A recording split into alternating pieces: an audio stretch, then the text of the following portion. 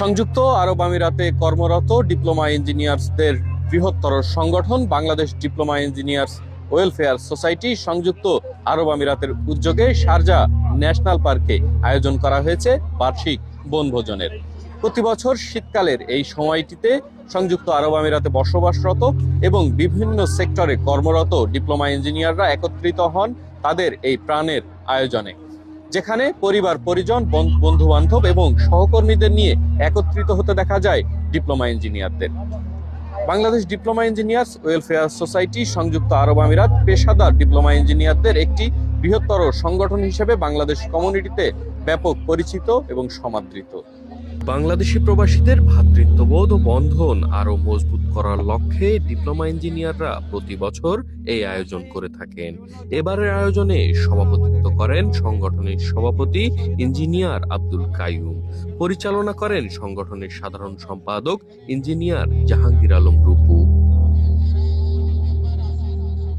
অতিথি হিসেবে ছিলেন সিনিয়র ইঞ্জিনিয়ার শেখুল ইসলাম ভুইয়া, ইঞ্জিনিয়ার খন্দকার মিজানুর রহমান, মির্জা রফিকুল ইসলাম খান, নুরুল ইসলাম, তারেক, ইকবাল, মাহে আলম, এস.এম. করিম সহ আরো অনেকে।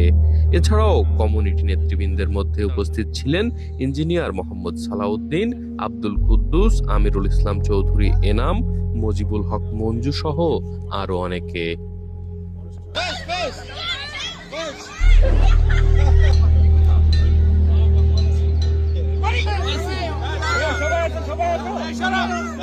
বাচ্চাদের খেলাধুলা, পুরস্কার বিতরণী, বিভিন্ন ধরনের প্রতিযোগিতার মধ্য দিয়ে আজকের আয়োজনটি হয়ে উঠেছিল এক টুকরো বাংলাদেশ। শারজা ন্যাশনাল পার্কের এই আয়োজনটি প্রতি বছর যেন চলমান থাকে। আয়োজকরা এই ধরনের প্রাণের উৎসবে বারবার ফিরে আসতে চান, তেমনটি প্রত্যাশা করেছেন। আমরা আয়োজকদের সঙ্গে কথা বলতে চাই। Bangladesh diploma engineers welfare society সংযুক্ত আরব আমিরাতের সাধারণ সম্পাদক জাহাঙ্গীর আলম রূপু আমার সঙ্গে রয়েছেন। আমরা জানতে চাই এই আয়োজনের মূল উদ্দেশ্য কি এবং এই আয়োজনের মাধ্যমে যে ডিপ্লোমা ইঞ্জিনিয়ার্সদের একত্রিত করা হয় এবং এই ধরনের একটি আনন্দ উদযাপন প্রতি বছরই আমরা করতে দেখি, এটির মূল উদ্দেশ্য কি? Bangladesh diploma engineer welfare society প্রতি বছরের ন্যায় এই আনন্দ উৎসব এবং একটি মিলন মেলা, এই বনভোজন করে থাকে। তা উদ্দেশ্য আসলে বাংলাদেশ কমিউনিটি এবং বাংলাদেশ ডিপ্লোমা ইঞ্জিনিয়ার সবাই মিলে একটা পরিবেশ মতো একটা সুন্দর একটা পরিবেশ তৈরি করা এবং একটা আমাদের বন্ধন তৈরি করা।